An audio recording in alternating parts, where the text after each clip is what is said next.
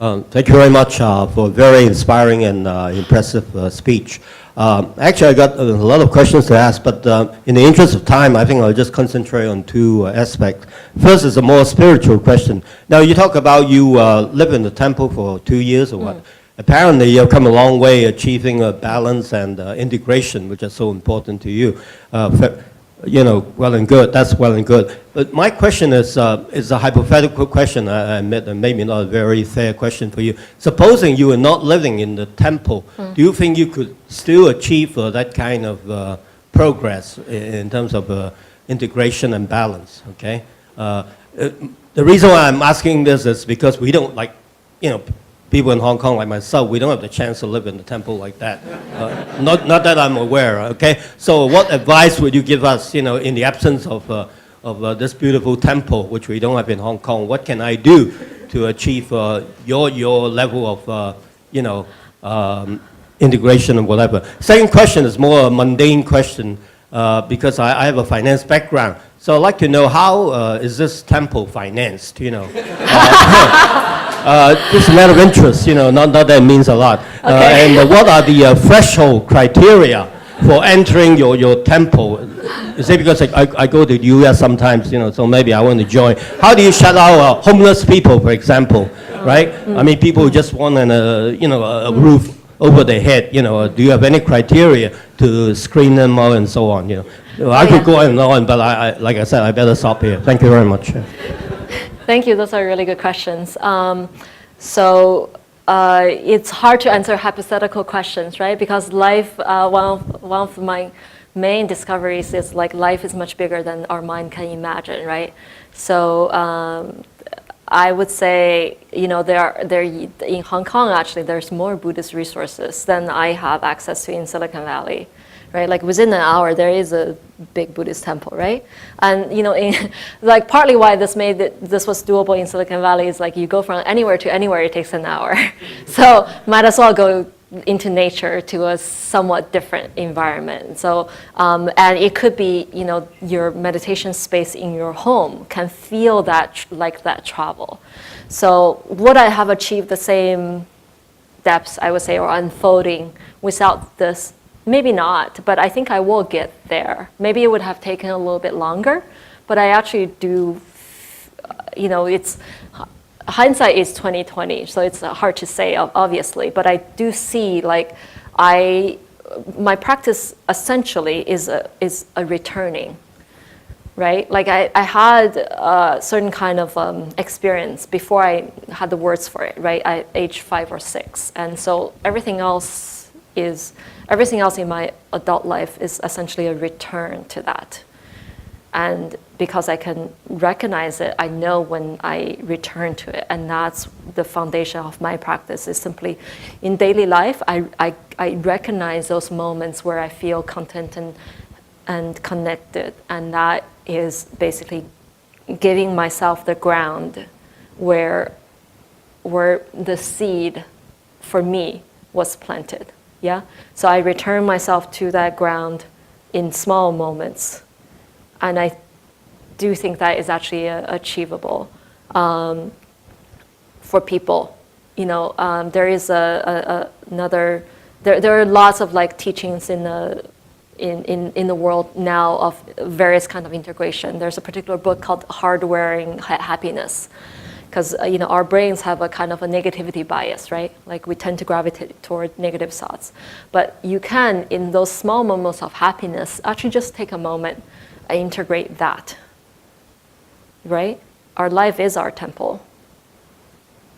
And so if you take a moment and I'm really enjoying this particular moment, I feel solid in my body, I'm really loving this conversation with you, and just allowing myself to absorb that moment rather than rushing on to the next moment.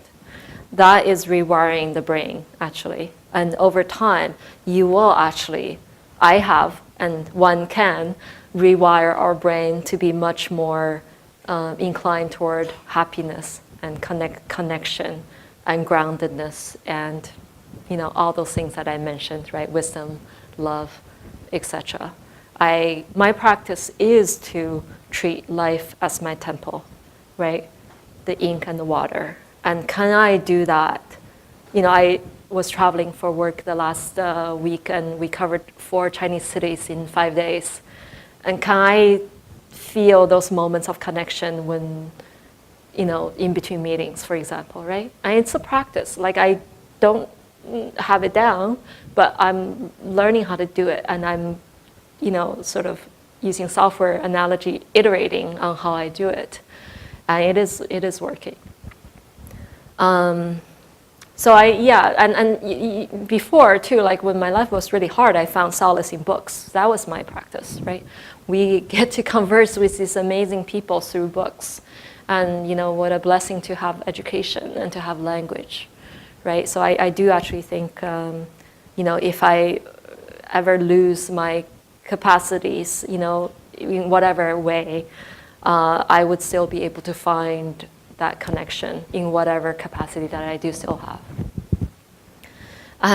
And to answer the question of how a Zen center can be run, it's an interesting thing for Jikoji in particular, because it's at the edge of Silicon Valley in the Santa Cruz Mountains. And it's within like 40 minutes to 2 million people. And so it quite possibly could blow up. But right now it's still operating in this very anachronistic way based on small donations and extremely low rental rates and so on. So it's actually kind of a very odd place in that way, where it's getting by, but it's not really, like capital expenditures, et cetera, would be very, very difficult. It has to raise money especially, which is very, very uncommon for us to do that kind of a project. So it's kind of a very unusual place, I would say, but in any case, it has its reasons to be that way, and naturally, one can appreciate that particular quality of being kind of quaint, right, and being kind of anachronistic. But yeah, it has a very, very low operating budget, but clearly, like I'm a member of the board as well, so there's definitely current debate, but also having been happening for 10 years of whether or not Jikoji should change its infrastructure to allow more people to come and to have greater rates, and and to do more outreach, do pop-up meditation spaces, which might happen this year, for example, to go talk in corporations, et cetera,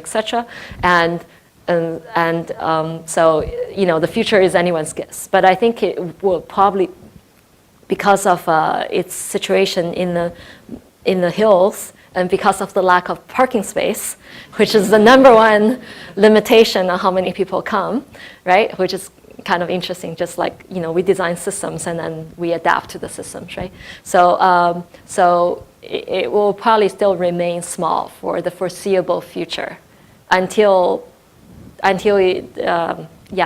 like people with more energy start to run the place.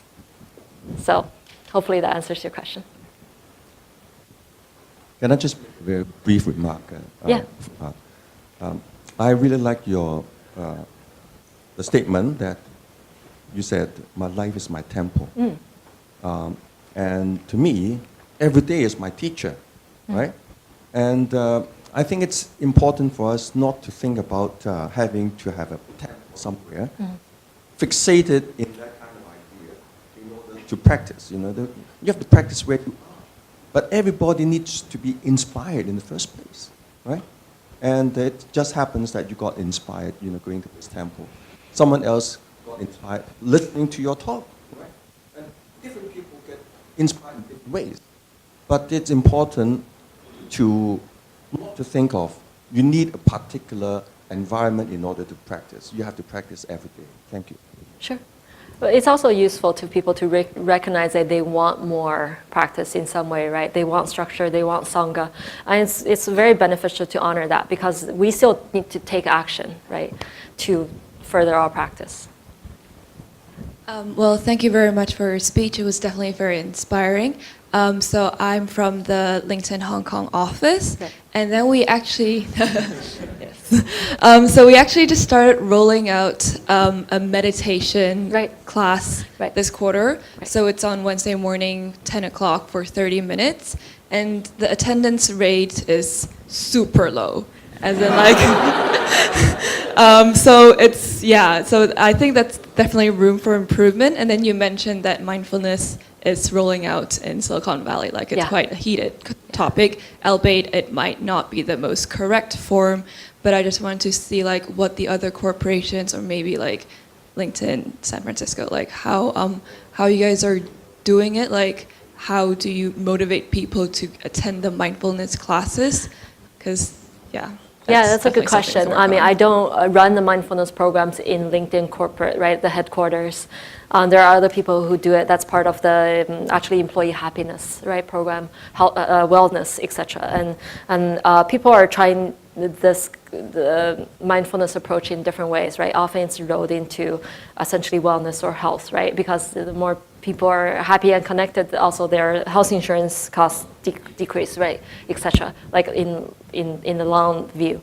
I think it's still, mindfulness has already become like a thing in Silicon Valley, but the adoption is early days, very early days, I would say. Like people still self-select to go to those programs. And in our busy lives, it's actually very difficult for people to go to meditation. The context shift, right, from your desk and lots of emails to that is not easy. You know, it's jarring. It's a shock to the system. And then you have to go back to your desk or meetings, right? So I do find often the people who go to those consistently are those who actually already have had an interest, or they may have tried a retreat, right?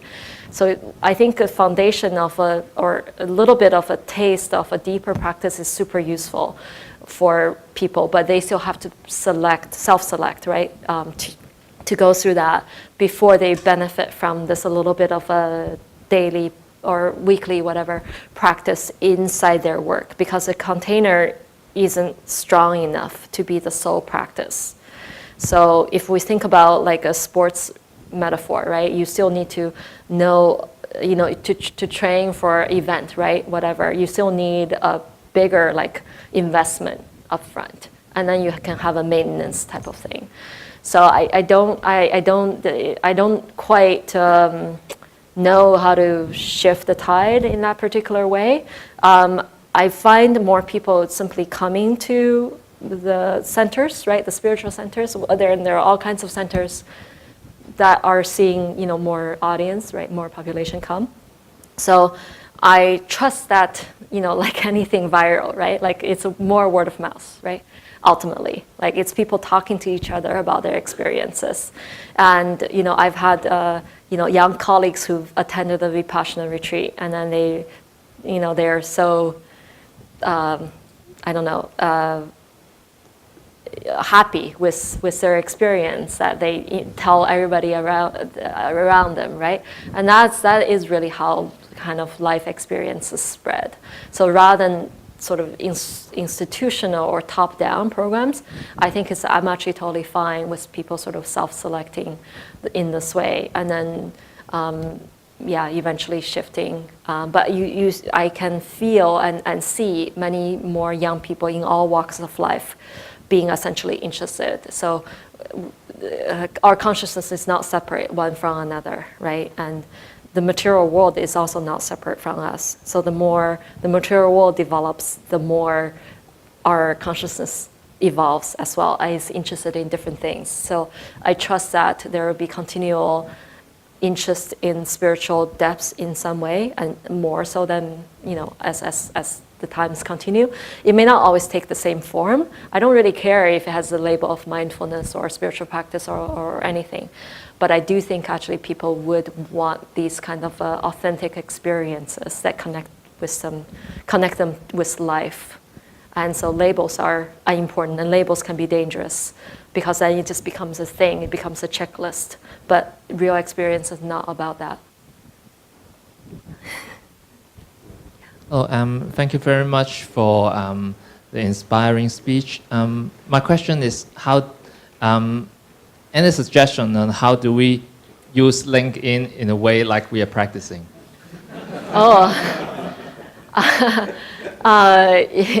one can use Facebook or anything, right? There's a lot, well, I don't necessarily use LinkedIn for my own practice.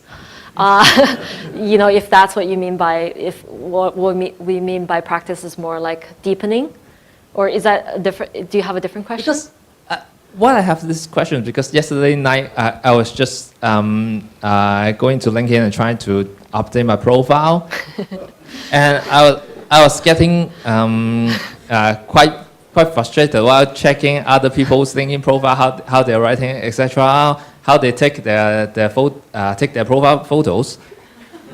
At one point I finally gave up at that time, because when I think about myself, when do I actually using LinkedIn is the only use for me up to now is to check where our ex-colleagues go, or where our colleagues come from. Sure.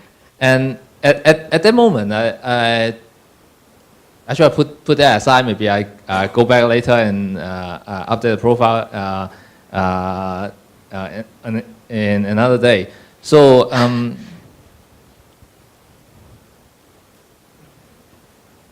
just thinking, is there anything any helpful suggestion while we are using LinkedIn? Yeah. I can make a little bit of connection. So there is a good reason why I work at LinkedIn. I grew up in China, and at a time when there's no economic opportunities, right? And LinkedIn and platforms like this actually do have a role to play in increasing the economic freedom and accessibility, right, of opportunities to people. We know in China, for example, like the last year was the worst year to graduate or something like that, because it was so difficult for people to find jobs. But actually there's plenty of smart people, and there's plenty of jobs and opportunities, but they're not finding each other, or that the people are not trained in the right way for the jobs. So those are platform problems, right? Those are systems problems. And as a designer, I can think in the big picture way, right? Like there are important problems to solve that LinkedIn can be a part of the solution.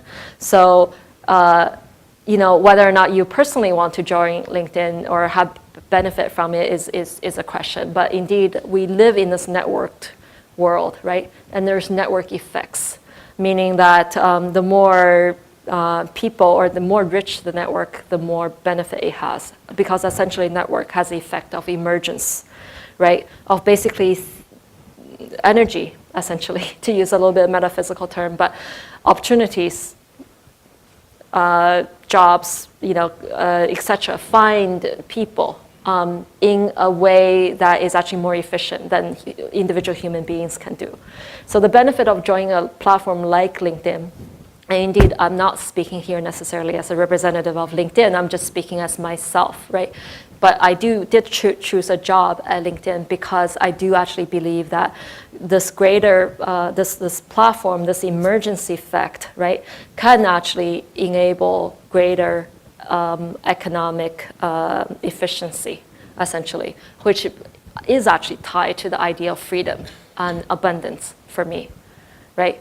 The future of the world belongs to the young people, especially in emerging countries today, places like China and India.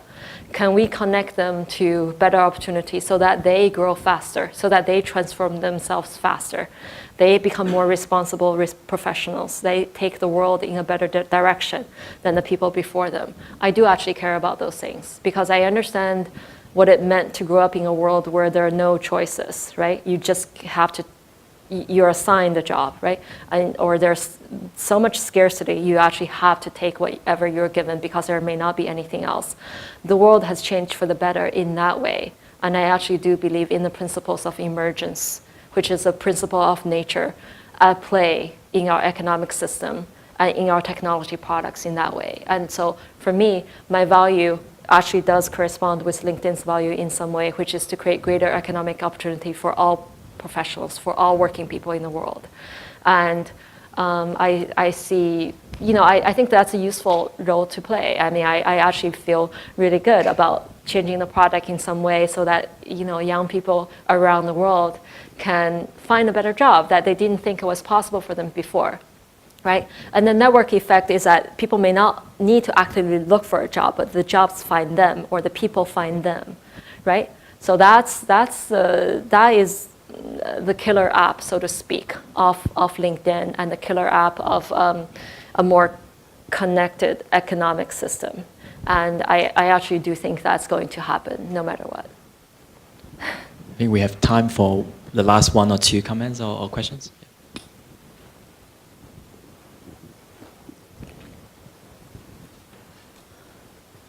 Thank you very much for your talk.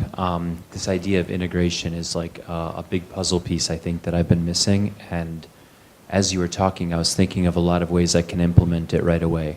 But I ran into one barrier that I wanted to bounce off of you.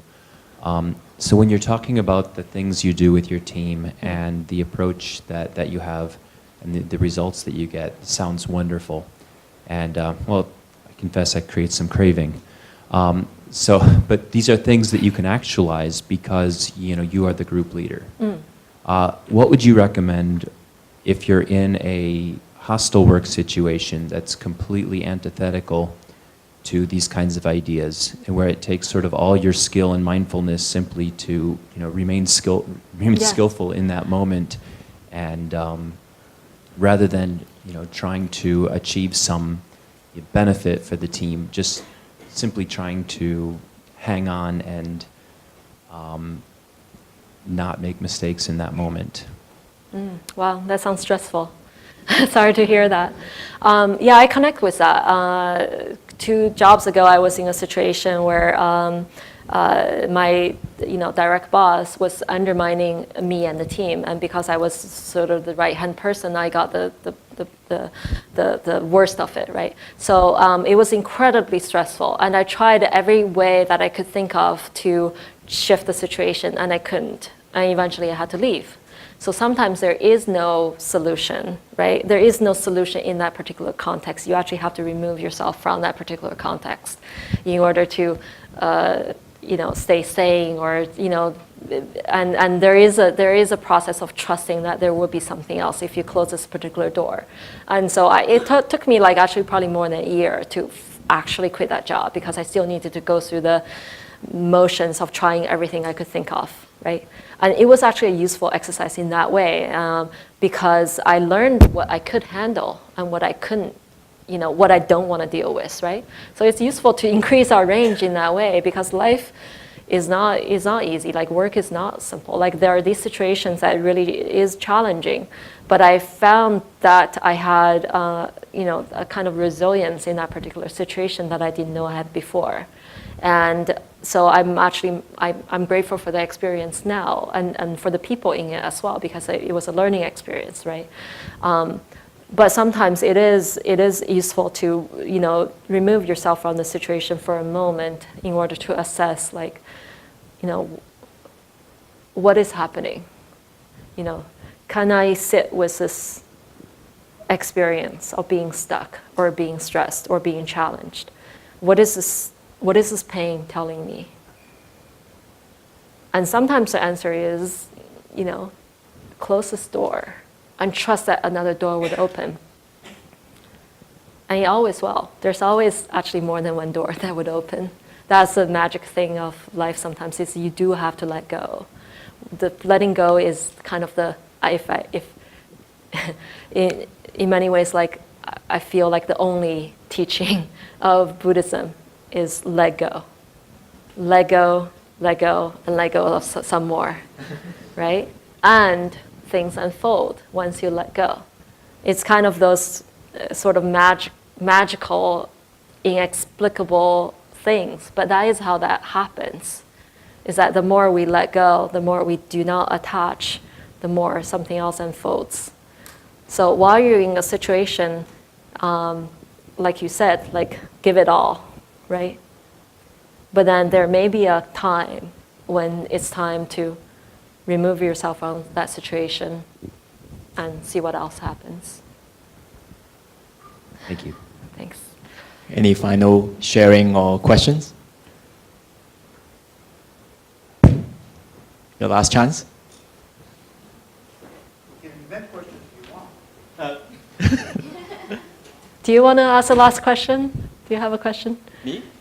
If you want the last word. I think my only question is, I think right now for many of us, I think I definitely resonate with some of the questions and comments earlier. I think the challenge a lot of us is how to be our complete selves, like how we can bring the values or the belief system that we have into our workplace and not trying to really compartmentalize the two. Yeah. I think some of us were having a discussion earlier. I think Hong Kong people spend 80% of our time at work, and then maybe 20% of time in our daily life, spending quality times with people we're close to and being who we truly are. I think that's the challenge that we have, and then I think a lot of the feedbacks you have are very helpful to solving the questions that the issues that I have. Sure. Let me add a little bit more to that. I think that is the challenge of our times, right? Like we live in this very hyper world, right? And it's only going to get more hyper. So it does take a lot of discipline. And we learned that from Buddhist practice very well. It's like having a disciplined approach to simplify, right? To notice what's really important at the core, right? And also to notice what's simply the content. And what's important is below the content, yeah? Like there is a lot of challenge at work, interpersonal, etc. But that's just the content. It changes. I think someone once asked Suzuki Roshi to sum up Buddhism in one sentence. And like people started laughing because they thought like, how could that be possible? But Suzuki Roshi actually took that seriously. And he said, you know, if I need to sum it up, just a few words, everything changes. So, you know, we live in this time now, there's a lot of content in our lives, but I could see, this may be a thought exercise, like a hypothetical thing, like if I lived in a different time, or if I lived in a different culture, right? If I'm not Chinese, right? What would the ground of my life be like? And in many ways, it's not different. There's the content of our lives, and then there's the thing that is not born and does not die, right? Everything that takes on form would eventually dissolve in form. But Buddhist practice is about what is deeper than all that. And can you feel that in your life? You know, work has this role in your life, right? So appreciate it for what it is right now and know that eventually it'll take on other forms. So however difficult or however good it is, it's temporary. And so is this human body, right? So are the relationships in our lives. In your practice, in your meditation, can you connect with the thing that is unchanging? Yeah, and if you can, then things at the content level would not bother you as much. And it would actually get easier and easier over time. You can move through life more easily, and the possibilities just unfold. And additional challenges would come as well, but you simply allow that to unfold too. So then, you know, the ink and the water, right, are just the same thing. You know, water flows, right? So you can flow with life. Thanks, Yingzhao. Big hands to Yingzhao once again.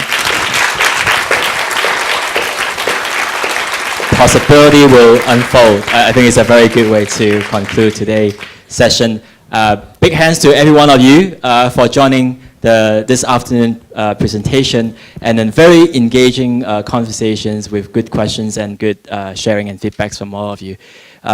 This event would not be possible without the support of all our volunteers here. Maybe you can stand up, and big hands to all of you. And special thanks to our supporting organization, Buddhist Compassion, and also Buddhist Door. I would like to invite Casey and Wendy, if you don't mind, can join us on the stage. I would like to present a souvenir to Yingzhao.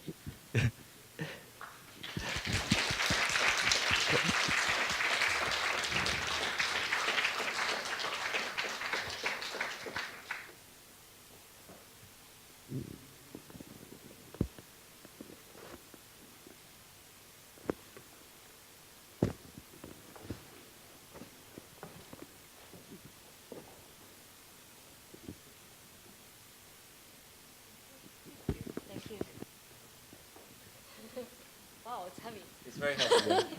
Should I open it? Please. Yeah. Oh, wow, it's beautiful. It's very heavy. Wow, that's wonderful. Thank you so much. Thank you, Yingzhao. Yeah. Thank you.